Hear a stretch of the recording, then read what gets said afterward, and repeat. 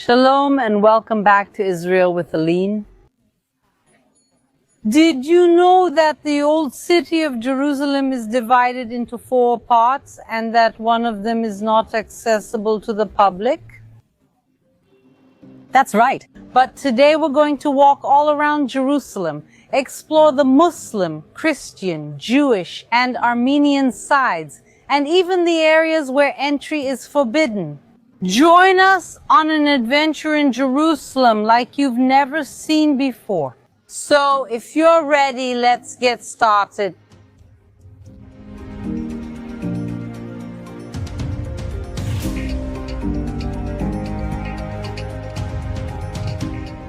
Behind us, we see the Damascus Gate, which gives direct access to the Muslim quarter, the largest of the old city's quarters.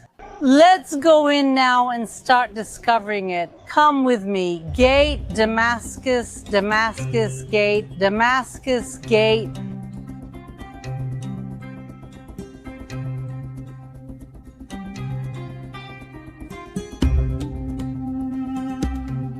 We have just crossed the walls in the gate, and now we are inside the Muslim quarter. But how can we be sure that this is the Muslim quarter? Let's look around us. First, by the clothing, we can see that many of the people around us are wearing traditional Muslim attire. We can also hear that the predominant language here is Arabic, not Hebrew. And the Muslim quarter is also characterized by the number of markets there are. There are options for every taste and every budget, and also different types of markets. This market, which starts here at the Damascus Gate, is mainly for local people. So you can see here that they sell clothes, household items, really everyday things, much more than sometimes souvenirs for tourists and foreigners.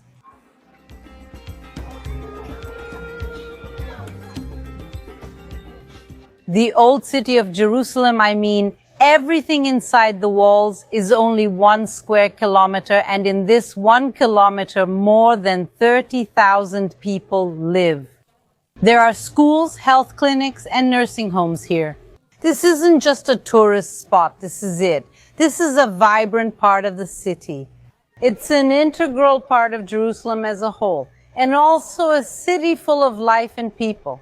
And the Muslim quarter, physically, is the largest of the 4 and also has the biggest population. So when we walk through here, we always see a lot of activity.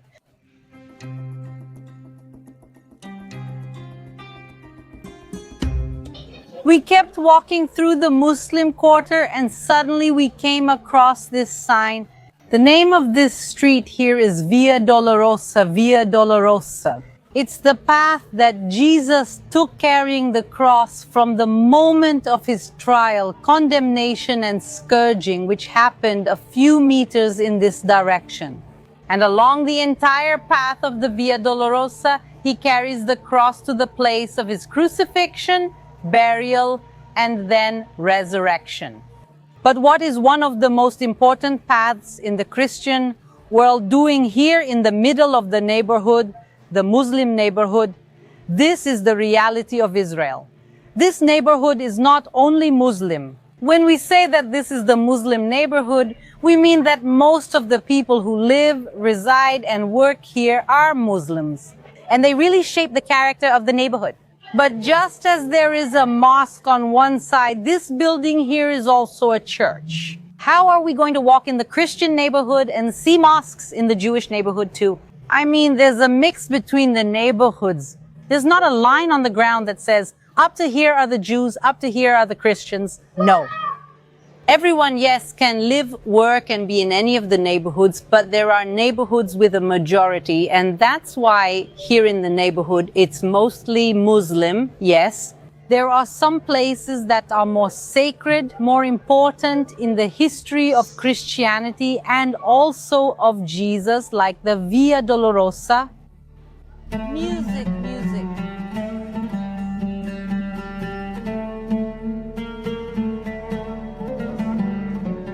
We are on Cotton Merchant Street. As you can see, not much cotton is sold here these days. But what I like about this place is also the location. This gate is one of the entrances to the Temple Mount. I mean, the Golden Dome is just a few meters away from us. But what we came here to do is actually stop a few meters before the entrance to try one of the most typical things here, which is Jerusalem's Arabic coffee. Let's try it together. Music, music.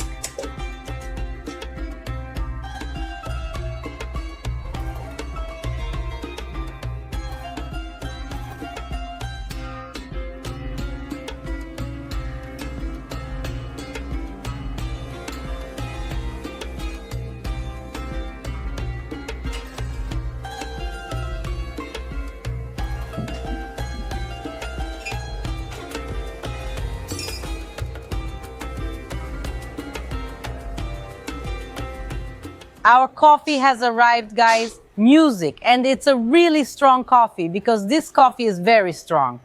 And it's coffee with hell, which are spices, mainly cardamom. This coffee smells wonderful, but now it's time to really try it. Cheers, everyone. Music. Is this coffee really unique in the world? And now, are you going to have tea as well? Here is black tea with mint. Cheers also to Monty, our cameraman. Cheers. Music.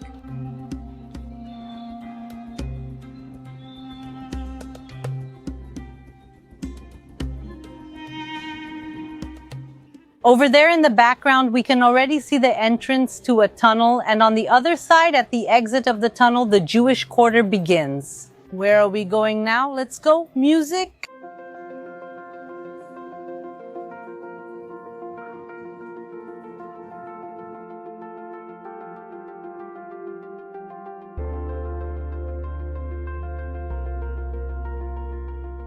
And look here, in the background, you can already see the Western Wall, which is an original part that survived from the complex of the Second Temple of Jerusalem.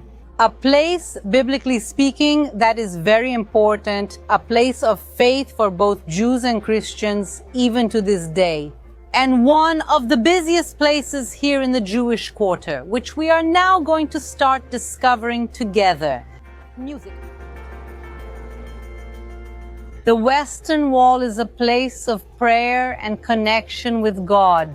It is open 24 hours a day, 7 days a week, and it's impressive. No matter the day or time, there are always a lot of people here praying. I've come here on days when it was literally snowing, and even then, people would come here to pray to God. Music. And if you're planning a trip to Jerusalem, you should know that on Shabbat, taking photos here is not allowed. So on Friday night and Saturday during the day, you can't take photos. And if you come on Monday and Thursday mornings, those are the days of bar mitzvah, of celebration. It's a day when you'll see a lot of music, dancing, and joy here. Music. But regardless of the day or time, there is always a lot of faith here. Music.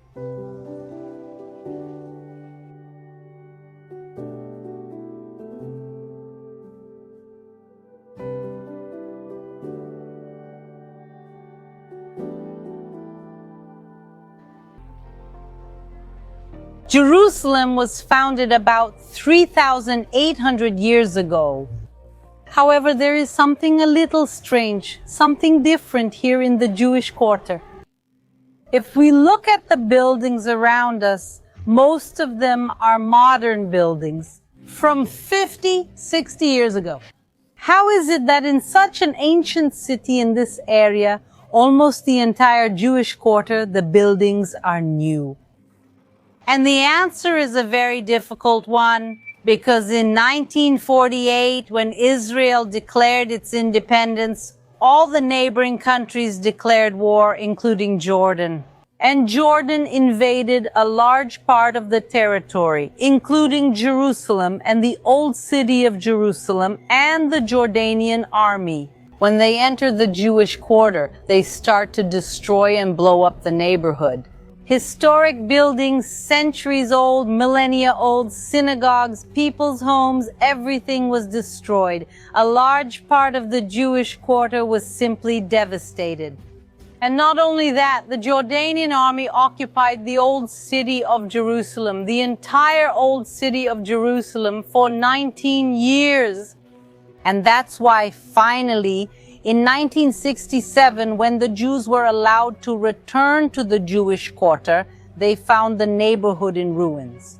And really, it was something very sad to see all this history completely destroyed and having to start building many things from scratch. However, also thanks to this destruction, an opportunity opened up that has never existed in the history of this city. In 3,800 years of history, Jerusalem was destroyed about 20 times. It was destroyed and rebuilt and destroyed and rebuilt. There are layers and layers and layers of history in the city. And for us to be able to discover what happened here in the city 2, 3, 4,000 years ago, we need to remove the upper layers. And where there are existing buildings, we can't excavate, because if we excavate, we'll end up demolishing the building that's there. However, in 1967, since a large part of the Jewish quarter was in ruins, it was possible for the first time to carry out deep archaeological excavations to discover what Jerusalem was really like 2,000 or even 3,000 years ago. And one of the most amazing things that was discovered here, thanks to this destruction, is what's right behind me. Look at how incredible this wall is right here behind us. It's called the Great Wall of Jerusalem, and it was built by King Hezekiah 2,700 years ago when the city was threatened by the great Assyrian Empire. When Sennacherib was on his way to Jerusalem, Hezekiah needed to save the kingdom of Judah and, most importantly, its capital, Jerusalem. And he started to carry out major works. He built a wall, a water system, and he built the pool of Siloam.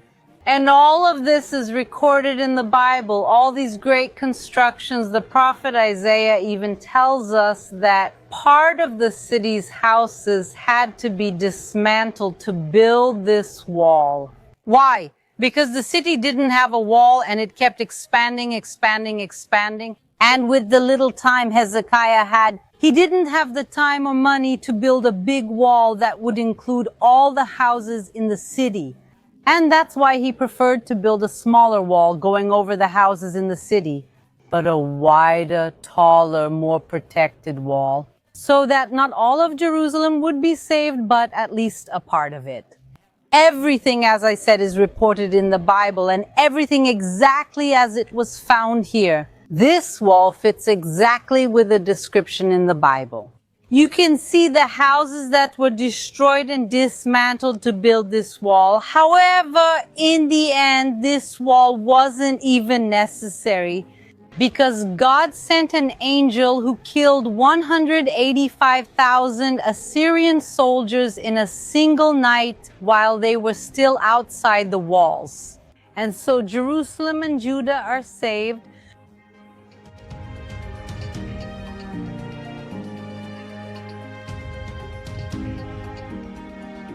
If we look up here, we can see that the name of this street is Christian Quarter. I mean, the Christian Quarter. And right here, we're going to enter our third side of Jerusalem, the Christian Quarter.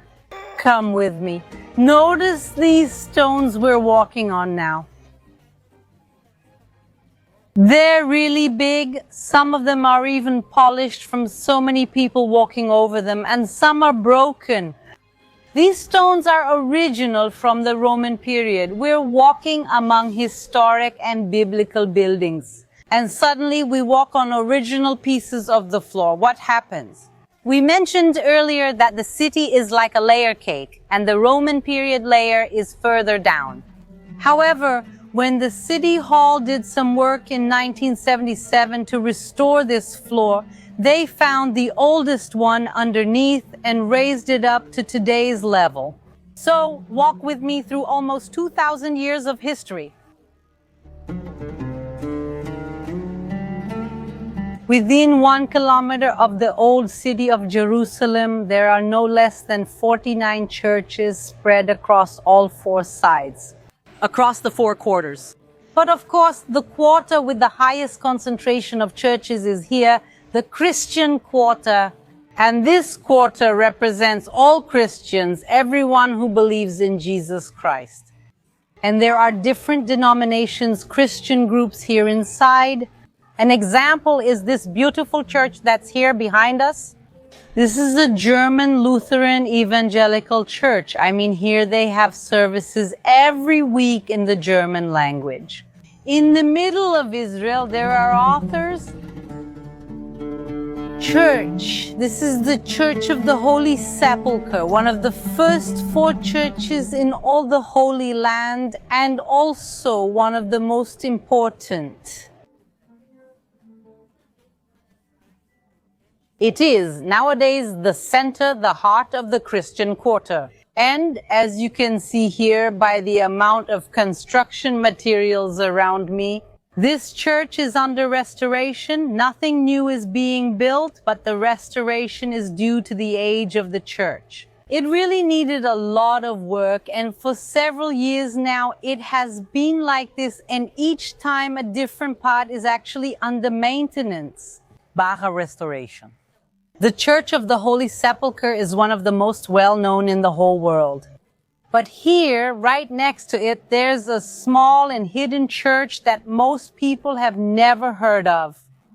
I want to show it to you, but I'm not going to tell you yet which church it is. Leave your opinion in the comments here when you start to see it. Let's go.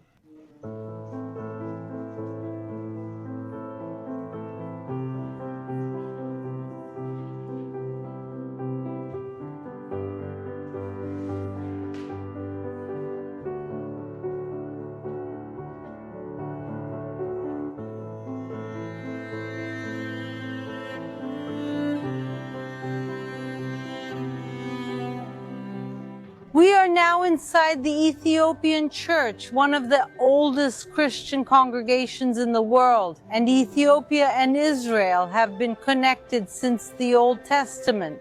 The Queen of Sheba and King Solomon had a historic meeting here in Jerusalem, and she returns to her land, taking with her part of King Solomon's wisdom as well. The Ethiopians believe that her name was Makeda, and this painting is exactly representing the meeting between Makeda and King Solomon.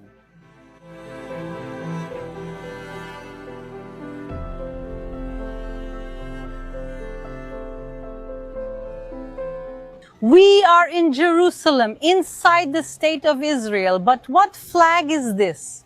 This is not the flag of Israel, this is the flag of Armenia. Welcome to the Armenian Quarter, the 4th part of the city of Jerusalem. The question is, what do Armenians have to do with Israel, with Jerusalem, and with the Holy Land? Because out of all the nations, they have the privilege of having a quarter just for themselves. The Armenians are the first nation in the whole world to convert to Christianity, and as Christians, they have a very strong connection here with the Holy Land. So actually, there isn't just one Christian quarter here in the old city, there are 2. One that we saw before, which has different Christian groups in it, and the other quarter is this one, the Armenian Christian quarter. What is the story of the Armenians' conversion? How did they convert before everyone else, even before the mass conversion within the Roman Empire? The story begins with Grigor. He was an Armenian from a noble and important family. But due to fights and power struggles, his family fled Armenia when he was still a child. And he grows up in Cappadocia, which at that time was part of the Roman Empire. And there he converts to Christianity. And after becoming an adult, Gregory decides to return to Armenia, but this time to evangelize. The problem is that King Tiridates III, who was a pagan, knows that Gregory refuses to sacrifice and worship the local pagan gods. and because of that, he sends him to prison. Gregory is imprisoned for 14 years, but he never loses his faith. After 14 years, the king becomes very ill, and nothing and no one could cure him. Then he remembers Gregory. He orders him to be released. Gregory goes to the king, and with the help of faith, the king is healed. And because of this, the king converts to Christianity, and along with the king, a large part of the people do as well. And then Christianity becomes the official religion of Armenia. Already in the year 301, remember in the year 301, yes, there were already Christians in other parts of the world, for example, within the Roman Empire. However, in all these places, Christianity was still a small religion, often but mainly persecuted. While Christians were being thrown into the arenas by the Caesars of Rome, all of Armenia was Christian. And as Christians, they began to come to the Holy Land. And that's why the Armenian quarter that we see here around us began to be established. As early as the 4th century, Armenian Christians came and began to build churches and small communities here. The community also grew a lot during the time of the First World War. With something terrible, with the Armenian genocide, one of the most horrific genocides in modern history and rarely spoken about. A genocide that ended with the death of 1.5 million Christian Armenians, simply because of their faith and their ethnicity. A genocide committed by the then Ottoman Turkish Empire. For 1,700 years, Armenians have been part of the population and history of Jerusalem. The problem is that for 400 years, the city was ruled by the Ottoman Turks, the same ones who persecuted and massacred the Armenians. And also, for reasons of protection and trauma, the community began to close itself off and also physically isolate itself. Nowadays, as has been the case for several centuries, much of the Armenian neighborhood is not accessible. When we walk around here, we mostly see doors and more closed doors. Entire streets, entire blocks of the neighborhood are not accessible to the public, precisely because of this historical trauma that they have. That's why it's common here to see, for example, the Armenian monastery. And at the entrance, there's a big sign in Arabic, English, and Hebrew saying entry prohibited. And this is the reality of this neighborhood, which is outside the boundaries for most people who come here to visit, but also for those who live here. The vast majority of people who live in Jerusalem have never really been able to enter the Armenian quarter. And today we are going to have this opportunity, a unique chance to walk through these streets that are inaccessible, that are forbidden. Let's walk inside and see the hidden neighborhood of Jerusalem, so let's go in.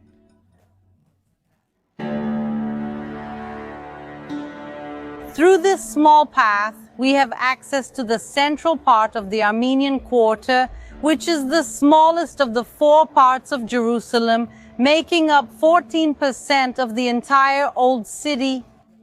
However, even though it's smaller, what an honor it is for the Armenians to have a part here in Jerusalem just for them. I imagine that most nations in the world would also like to have a little piece of Jerusalem for themselves. And the language spoken here in this neighborhood to this day is Armenian. They have their own school, health clinic, and nursing home.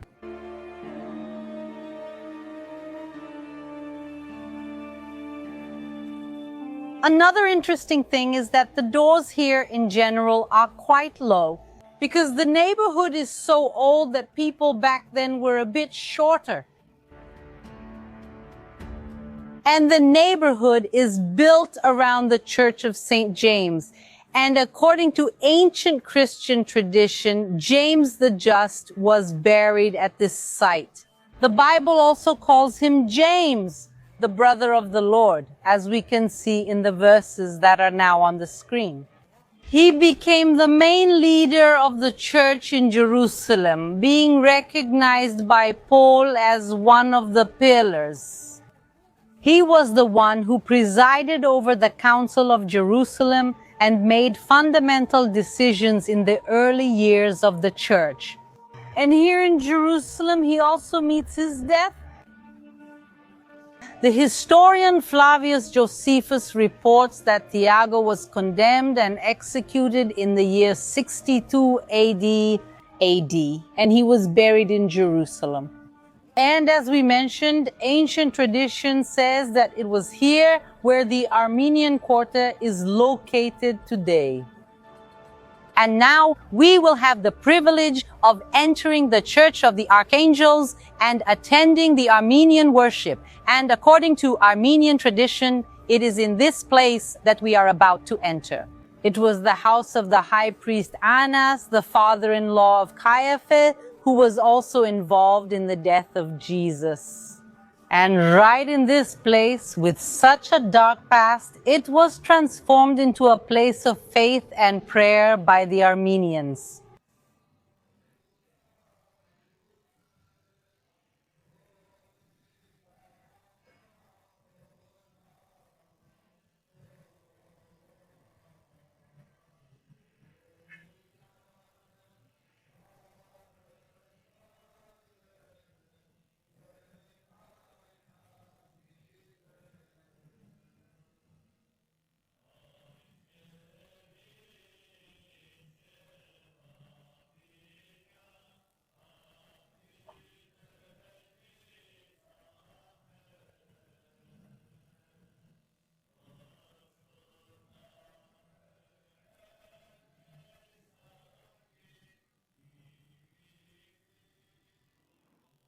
And I hope you enjoyed getting to know the different sides, the different faces here in Jerusalem. If you liked today's video, don't forget to leave a like, a big hug, and see you next week.